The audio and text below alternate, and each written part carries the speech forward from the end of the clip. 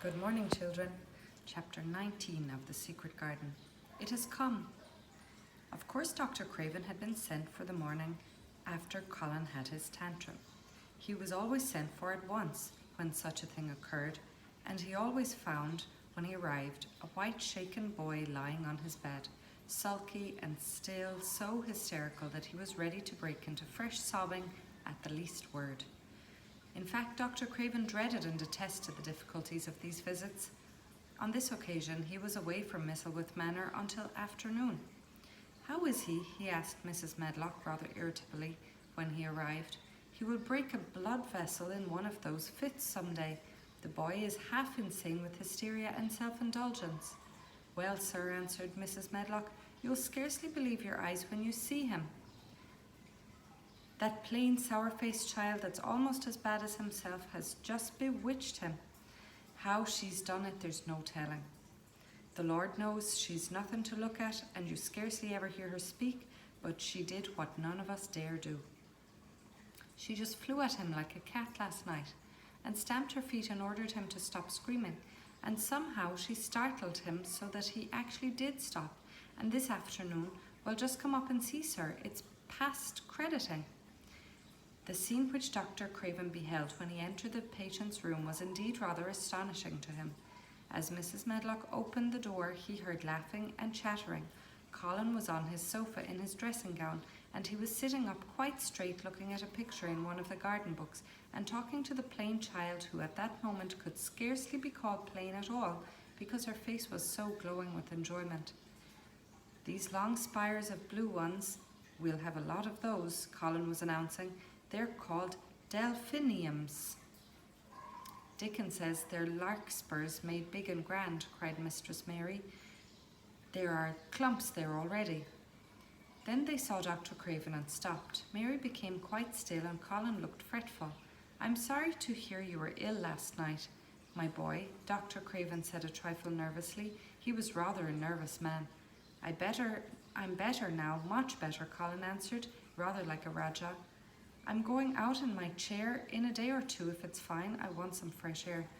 Dr. Craven sat down by him and felt his pulse and looked at him curiously. "It must be a very fine day," he said, "and you must be very careful not to tire yourself." "Fresh air won't tire me," said the young Rajah.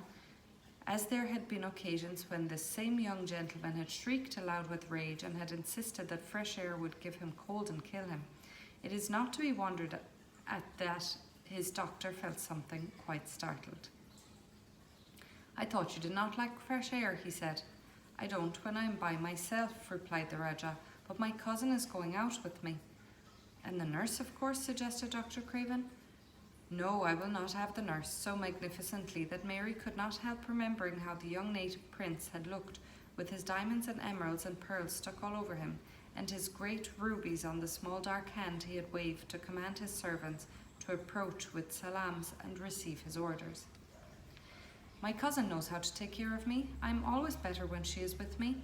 She made me better last night. A very strong boy, I know. I will push my carriage." Dr. Craven felt rather alarmed. If this tiresome, hysterical boy should chance to get well, he himself would lose all chance of inheriting Misselwith. But he was not an unscrupulous man, though he was a weak one, and he did not intend to let him run into actual danger. "He must be a strong boy and a steady boy," he said, "and I must know something about him. Who is he? What is his name?" "It's Dickon," Mary spoke up suddenly. She felt somehow that everybody who knew the moor must know Dickon, and she was right too. She saw that in a moment in Dr. Craven's serious face, and it relaxed into a smile. "Oh, Dickon," he said, "if it is Dickon, you will be safe enough. He is as strong as a moor pony, is Dickon, and he's trusty," said Mary. "He's the trustiest lad of Yorkshire." She had been talking Yorkshire to Colin and she forgot herself. "Did Dickon teach you that?" asked Dr. Craven, laughing outright. "I'm learning it as if it were French," said Mary rather coldly. "It's like a native dialect in India. Very clever people try to learn them. I like it, and so does Colin." "Well, well," he said, "if it amuses you, perhaps it won't do you any harm. Did you take your bromide last night, Colin?" "No," Colin answered. "I wouldn't take it at first, and after Mary made me quiet, she talked me to sleep in a low voice, about the spring creeping into a garden. That sounds soothing, said Dr. Craven, more perplexed than ever, and glancing sideways at Mistress Mary sitting on her stool and looking down silently at the carpet. You are evidently better, but you must remember— I don't want to remember, interrupted Raja, appearing again. When I lie by myself and remember, I begin to have pains everywhere, and I think of things that make me begin to scream, because I hate them so. If there was a doctor anywhere who could make you forget you were ill instead of remembering it, I would have brought him here. And he waved a thin hand which ought really to have been covered with royal signet rings made of rubies. It is because my cousin makes me forget that she makes me better. Dr. Craven had never made such a short stay after a tantrum usually. He was obliged to remain a very long time and do a great many things. This afternoon he did not give any medicine or leave any new orders when he was spared any disagreeable scenes. When he went downstairs he looked very thoughtful, and when he talked to Mrs. Medlock in the library she felt that he was a much puzzled man. Well, sir, she ventured, could you have believed it? It is certainly a new state of affairs, said the doctor, and there's no denying it is better than the old one. I believe Susan Sowerby's right, I do that, said Mrs. Medlock.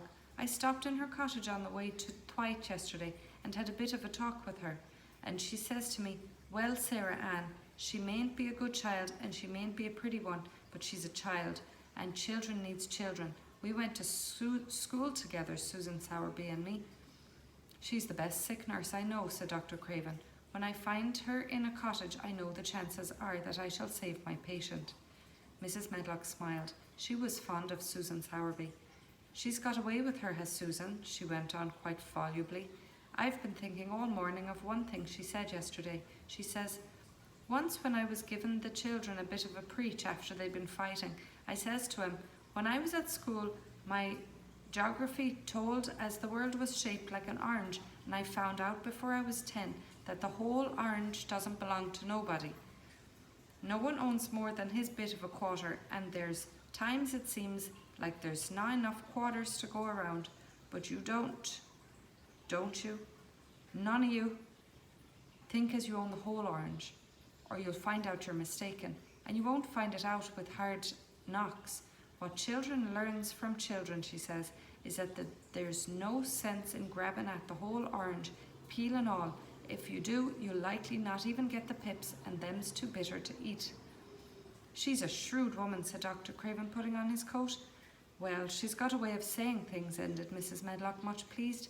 Sometimes I've said to her, Susan, if you was a different woman and didn't talk such broad Yorkshire, I've seen the times when I should have said you was clever. We will go on to part 2 tomorrow. Have a good day, everybody. Bye.